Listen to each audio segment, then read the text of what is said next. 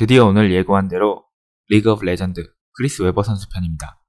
그러면 이제 시작하겠습니다.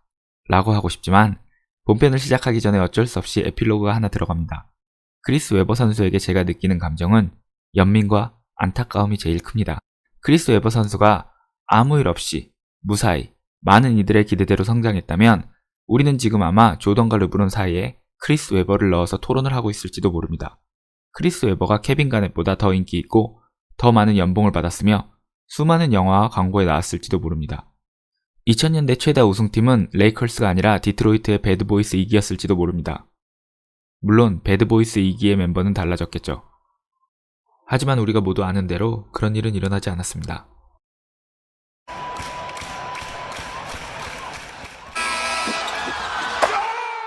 (2020년) NFL 드래프트에서 전체 1번으로 신시내티에 지명된 선수는 조 버로우입니다. 그리고 그는 현재 미국에서 가장 뜨거운 남자이며 오하이오의 스포츠 팬들은 그를 통해서 르브론을 잇고 싶어합니다. 많은 스포츠 평론가들은 조 버로우가 미국인들이 슈퍼스타에게 원하는 모든 것을 갖추고 있다고 말합니다. 딱 하나, 커리어만 빼고 말입니다. 그렇다면 조 버로우는 무엇을 가지고 있는 걸까요? 도대체 무엇이 그를 현재 미국에서 가장 기대받는 예비 슈퍼스타로 만드는 걸까요? 풋볼 이야기를 하나만 더 하겠습니다. 2018년 NFL 드래프트에서 NCAA를 3년간 폭격하고 온 라마 잭슨이 1라운드 32번으로 볼티모어에 지명됩니다. 간신히 1라운드 마지막 픽으로 2라운드에 지명되는 수모는 면했지만 대학 리그를 그야말로 초토화시켜버린 라마 잭슨에게는 조금은 치욕스러운 일이기도 했습니다. 저는 이때 해설진으로부터 인상적인 말을 듣습니다. 그들은 전체 1번 픽 예상자였다가 1라운드 24번으로 그린베이에 지명된 애런 로저스의 예를 들면서 꼭 상위 지명이 좋은 것은 아니다라는 말을 합니다. 그들은 선수가 리그에서 성공하기 위해서는 드래프트 상위 픽은 아무런 의미 없는 숫자에 불과하다. 그보다는 그 선수의 장점을 알아보고 그 선수가 자신감을 가질 때까지 보호해주며 지켜주고 또한 그 선수를 잘 코치해줄 팀에 지명되는 것이 상위 지명을 받는 것보다 비교할 수 없을 정도로 더 중요하다고 말을 합니다. 나중에 라마 잭슨의 부모는 많은 스카우터들이 라마 잭슨의 사이즈 그리고 부상 위험을 이야기하면서 쿼터백을 포기하고 러닝백이나 수비수로 포지션을 변경하면 상위 지명을 해주겠다고 약속했다고 합니다. 사실 전 NCAA에 라마 잭슨이 데뷔하자마자 그의 팬이 되었지만 많은 전문가들은 키가 작은 그가 대학에서 보여줬던 듀얼 쿼터백의 모습을 프로에서는 보여줄 수 없을 거라 예상했습니다. 볼티모어는 그의 첫 시즌 그를 벤치에 두며 그에게 많은 것을 배우게 했습니다. 그리고 시작된 두 번째 시즌 전 볼티모어는 볼티모어에서만 10년을 뛴 조 플라코를 트레이드하면서 라마 잭슨이 이제는 팀의 주전 쿼터백임을 확실히 했습니다. 그리고 볼티모어는 시스템을 이해한 라마 잭슨을 자신들의 입맛에 맞춘 것이 아니라 그에게 최적화된 팀으로 변모하면서 라마 잭슨일 수 있게 했습니다. 결과는 만장일치 MVP였습니다. 잠시 풋볼 이야기를 한 것은 제가 풋볼을 좋아하기도 하고 조 버로우와 라마 잭슨이 최근에 데뷔한 선수들 중 재능과 운, 그리고 지원이라는 항목에 대해서 조금 더 쉬운 예시가 되었기 때문입니다. NBA에서 드래프트는 선수에게도 팀에게도 굉장히 중요한 부분입니다. 자신과 맞는 팀을 만난다는 것, 자신의 재능을 알아주고 믿어주며 성장하게 도와줄 감독이나 팀 프런트를 만난다는 것은 생각보다 쉬운 일이 아니기 때문입니다. 만약 여러분이 뉴욕 닉스의 팬이시라면 제가 더 이상 추가 설명을 해드리지 않아도 이미 온몸으로 느끼고 계실 겁니다. NBA 해설가 중에는 이것을 팀이 선수를 인큐베이팅 한다는 표현을 쓴 사람이 있는데요. 저는 굉장히 적절한 비유라고 생각했습니다. 말 그대로 조금은 부족한 선수를 팀이라는 인큐베이터에서 성장시키는 작업이니까요. 여러분이 지금 들으시는 컨텐츠는 크리스 웨버를 위한 에필로그가 맞습니다. 현재 NBA에서 이 인큐베이팅이 가장 잘된 선수가 누구냐고 물어보시면 제 의견에는 스테픈 커리입니다. 대학에서 3점 능력, 득점 능력, 그리고 민첩성 등에서 좋은 평가를 받은 그였지만 명문대학이 아니라는 점. 이는 대학 자체의 문제라기보다는 그 대학이 어떤 팀들을 상대했느냐의 문제입니다. 커리가 다닌 데이비슨 대학은 A10 디비전 소속이었고 이 A10 디비전에 소속된 대부분의 대학은 NCAA 토너먼트에 거의 출전하지 못하는 대학들이라고 보셔도 무방합니다. 결국 대학에서의 기록은 훌륭하지만 이 기록을 탑티어 대학들을 상대로 한 것이 아니고 조금은 실력이 떨어지는 대학들을 상대로 기록한 것이라 변별력이 높지 않다는 의견이 많았습니다. 워리어스에서는 모두가 반대했지만 돈 넬슨 감독은 드래프트 몇 시간 전 자말 크로포드를 트레이드하면서 커리의 자리를 마련해주고 결국 커리를 지명합니다. 그리고 커리의 첫 시즌, 돈 넬슨 감독은 전폭적으로 그를 지원해줍니다. 그가 성장할 수 있는 토대를 마련해준 돈 넬슨 감독은 커리의 첫 시즌이 끝나자 감독에서 해임됩니다.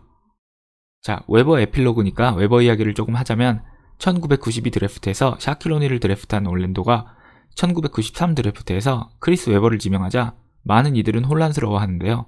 사실은 3번 지명권을 가지고서도 크리스 웨버를 빼앗길까 노심초사했던 돈 넬슨 감독이 올랜도에게 부탁한 것이었습니다. 돈 넬슨 감독은 웨버를 데려오기 위해서 올랜도에 그해 3지명인 페니 하더웨이와 96, 98, 2000년 드래프트 1라운드 지명권을 모두 내주는 화끈한 트레이드를 제안한 것으로 알려졌습니다. 나중에 킹스에서의 그의 모습을 생각해보면 돈 넬슨과 웨버는 정말 환상의 짝꿍이 될 수도 있었을 것 같지만 심하게 유리 멘탈이었던 웨버 형은 시대를 많이 앞서간 돈 넬슨 감독의 계획에 불만이 많았고 결국 트레이드를 요청합니다. 돈 넬슨 감독은 마지막까지 웨버를 설득하려고 했다고 합니다. 자, 다시 처음의 질문으로 돌아가겠습니다. 아니, 그 전에 중요한 거 하나를 확인하고 가야겠습니다. 아무리 스포츠 리그들이 세계화에 성공했다고 해도 선수들의 이적이나 트레이드가 보편화되었다고 쳐도 스타로 성장하기 위해서 가장 중요한 것 중 하나는 본인이 뛰는 팀, 그 지역 팬들의 절대적인 지지일 겁니다. 물론 실력은 조건이 아닌 필수입니다. 제 개인적 의견으로는 지역 팬들의 절대적인 지지는 몇 가지 조건을 충족시킬 경우 얻어집니다. 첫 번째는 그 도시 혹은 그 도시가 있는 주에서 태어나고 자란, 즉 홈그로잉 선수일 것. 자체 생산 선수라고도 말하는 이 홈그로잉 선수는 MLB의 경우 조 마우어가 있을 것이고 NBA의 경우 시카고를 떠나기 전까지 데릭 로즈가 있을 것입니다. 데릭 로즈가 놀라울 정도로 빠르게 인기를 얻은 데에는 그가 시카고에서 태어나고 시카고에서 성장해서 시카고 팀에게 지명된 선수이기 때문입니다. 비록 대학을 멤피스로 가기는 했지만 그 부분은 이해 가능 범위였습니다. 제 기억에 신인왕과 최연소 MVP를 수상할 당시 데릭 로즈의 인기는 마치 그가 우승까지 한다면 당장 시카고에서 조던의 야성에 도전장을 내밀 수 있을 것 같았습니다. 다음 조건은 원팀맨입니다. 저는 MLB에서 치퍼 존스와 데릭 지터, 그리고 마리아노 리베라와 같은 선수들이 경애를 받는 이유, 그리고 NBA에서 더크 노비츠키나 코비, 팀 덩컨과 같은 선수들이 그들의 실력을 뛰어넘어 타 팀의 팬들에게조차 존중받는 이유는 그들이 커리어를 같은 팀에서 시작하고 같은 팀에서 끝냈기 때문이라고 생각합니다. 특히 우리가 사는 현재에서 자신의 의지만으로 해낼 수 있는 일이 아니기 때문에 더욱 대단하다 여겨지는 것도 있습니다. 그리고 우리는 사회인으로서, 직장인으로서 20년 가까운 시간 동안 단 한 번도 자신의 소속을 옮기지 않는다는 것이 얼마나 힘든지, 어떤 의미인지 잘 알고 있기에 그들을 존중할 수밖에 없는 것입니다. 사실 최근에 와서는 선수 커리어의 마지막에 이르러서 조금 더 뛰고 싶은 본인의 욕구와 리빌딩을 해야 하는 팀의 필요성에 따라서 마지막 몇 년을 다른 팀에서 뛰고 은퇴하거나 돌아와서 은퇴를 하는 경우 팬들과 미디어는 큰 틀에서 그 선수가 한 팀의 선수였다 허용하기도 합니다. 마이클 조던이 그랬고 톰 글래빈, 로이 할러데이, 그리고 레알 마드리드의 라울과 같은 선수들이 좋은 예일 것 같네요. 세 번째는 스토리의 유무입니다. 얼마만큼 고난과 역경을 극복했는가, 혹은 대중이 좋아할 만한 성장 스토리를 가지고 있는가, 그 스토리를 통해서 얼마나 팬들과 교감하는가입니다. 이 스토리는 때로는 선수가 얼마나 압도적인 능력을 보유하고 있는가에서 탄생하기도 합니다. 야구의 베리 본즈, 클레멘스, 랜디 존슨, 페드로 마르티네스, 올티즈와 같은 선수들이 여기에 해당한다고 생각합니다. 안타깝게도 이 중 3명은 불명예스러운 스토리도 포함하고 있지만 말입니다. NBA의 경우 코비와 조던이 아마 가장 좋은 스토리를 가진 선수들이 아닌가 싶습니다. 마지막은 정통성입니다. 우리는 정통성을 부모에게서 찾기도 하고 혹은 프랜차이즈의 전설과 같은 선수들에게서 찾기도 합니다. 베리 본즈는 바비 본즈의 아들이며 윌리 메이스가 그의 대부입니다. 그렇기 때문에 우리는 그가 피츠버그에서 샌프란시스코로 이적하는 것을 너무나 자연스러운 것으로 받아들였습니다. 피츠버그는 그를 드래프트한 팀이고 샌프란시스코는 그의 아버지와 대부의 팀이기 때문입니다. 또한 그는 캘리포니아 태생이기도 합니다. 그와 그의 아버지 바비 본즈는 모두 리버사이드에서 태어나셨습니다. 1993년 샌프란시스코 자이언츠로 이적한 후 첫 시합인 시즌 개막전에서 그는 첫 타석 홈런을 때립니다. 데뷔하자마자 개막전 첫 타석 홈런으로 홈팬들에게 인사한 그가 1루를 돌면서 첫 하이파이브를 한 사람은 바로 그의 아버지 바비 본즈였습니다. 그리고 그는 엄청난 트러블 메이커였지만 그 후로 샌프란시스코에서 15년을 뛴 뒤에 은퇴했습니다. 물론 그는 용서받지 못할 일을 했습니다. 저는 그를 변호할 생각은 없지만 베리 본즈는 그 일을 저질렀던 이유조차도 너무나 그답다는 생각을 합니다. 부끄러운 행동을 하고 우승도 못했지만 적어도 정통성만큼은 그에게 도전할 선수가 없는 것 같습니다. 다시 NBA 이야기를 하면 코비와 매직 존슨 그리고 카림 압둘 자바는 모두 레이컬스에서 5번의 우승을 했습니다. MVP는 코비가 1회, 매직 존슨이 3회, 그리고 카림 압둘 자바는 6회입니다. 하지만 현재 레이컬스 팬들에게 레이컬스 최고의 선수는 누구냐고 묻는다면 코비라는 대답이 압도적일 겁니다. 물론 그가 가장 최근의 선수이기 때문도 있지만 코비는 원팀맨, 스토리가 있는 커리어, 그리고 정통성까지 모든 것을 충족시키는 선수이기 때문입니다. 카림 압둘 자바는 원팀맨이 아니며 매직 존슨은 코비만큼의 정통성과 스토리가 없습니다. 물론 제 개인적인 의견입니다. 현재 리그 최고의 선수인 르브론 제임스는 운동 능력이나 농구 IQ 이외에도 머리가 굉장히 좋은 선수입니다. 그리고 그가 레이컬스에서 현재 우승에 집착하는 모습은 아마도 이 조건을 이해하기 때문일 겁니다.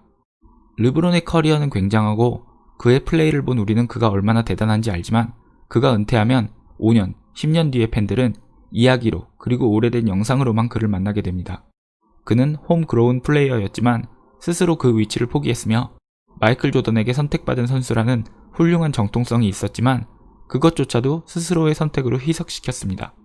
원팀맨이라는 조건 또한 그 스스로 포기한 것이며 그는 더 디시전이라는 쇼를 할 때 어머니의 이야기를 합니다. 어머니가 응원해 주셨으며 어머니가 찬성한 결정이다. 르브론은 클리블랜드로 다시 돌아올 때 자신의 아이들 이야기를 합니다. 자신이 자란 멋진 도시에서 자신이 경험한 것을 아이들에게 똑같이 경험하게 해주고 싶다. 아이들이 클리블랜드가 얼마나 멋진 도시인지 알았으면 한다. 라고 스포츠 일러스트레이티드에 게재된 팬들에게 쓴 편지에서 밝혔습니다. 그리고 레이컬스로 가면서는 그의 큰아들 브로니에 대한 이야기를 합니다. 그에게 최고의 환경을 제공해주고 싶다는 마음을 표현합니다. 3번 모두 멋진 가족 이야기지만 멋진 가족 이야기들이 서로 상충한다면 그 감동은 반감됩니다. 그리고 르브론 자신이 누구보다 그것을 잘 알고 있습니다. 르브론은 자신이 저 4개의 조건에 모두 해당된 채 데뷔했지만 지금은 아니라는 것을 압니다. 그리고 이제 르브론이 충족할 수 있는 조건은 스토리 하나뿐입니다. 그는 역사상 처음으로 3개의 다른 팀에서 에이스로 우승한 선수가 되려고 합니다. 2개의 서로 다른 팀에서의 우승은 그 말고도 샤크와 카와이 레널드가 있습니다. 만약 클리펄스가 우승한다면 토론토와 저주 걸린 클리펄스를 우승시킨 카와이의 스토리가 르브론보다 훨씬 파급력이 있을 것입니다. 그렇기에 그는 카와이보다 먼저 이를 이루어야만 합니다.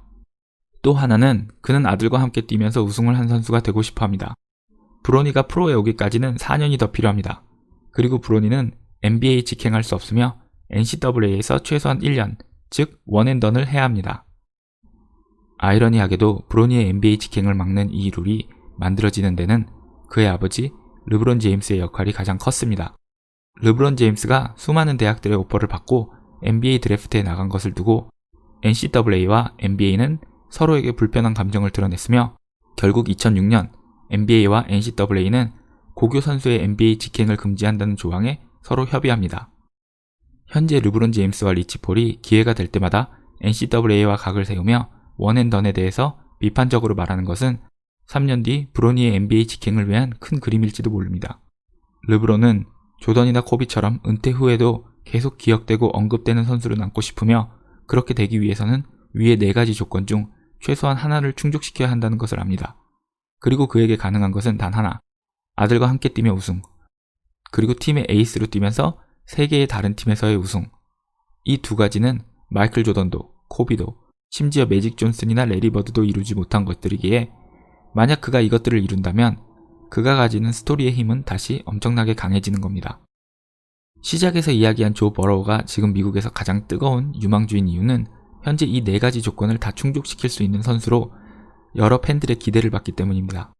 그리고 조 버로우 이전에 이 4가지 조건을 다 충족시킬 뻔했던 선수가 있습니다. 네, 우리가 바로 계속 기다렸던 크리스 웨버입니다. 크리스 웨버는 미시간주 디트로이트에서 태어났으며 고등학교 때 그는 미시간을 넘어 전 미국에서 가장 유명한 고등학생이었습니다. 그리고 그는 수많은 대학들의 장학금 제안을 거절하고 고향인 디트로이트의 바로 옆에 위치한 미시간 대학에 진학합니다. 그리고 이때 미시간 대학은 팹5라고 불리며 웬만한 NBA 팀보다도 인기가 많았던 1학년 5명으로 구성된 팀으로 NCAA 결승까지 진출합니다. 마침 디트로이트 피스톤스는 리그 2연패 후 배드보이스 1기가 끝나가고 있었으며 웨버가 디트로이트로 온다면 완벽한 세대 교체를 이루어낼 수 있었습니다. 미시간주의 모든 농구 팬들은, 아니, 전국의 모든 농구 팬들은 이 완벽한 선수의 탄생을 기대하면서 그가 NBA에 오기만을 기다리고 있었습니다.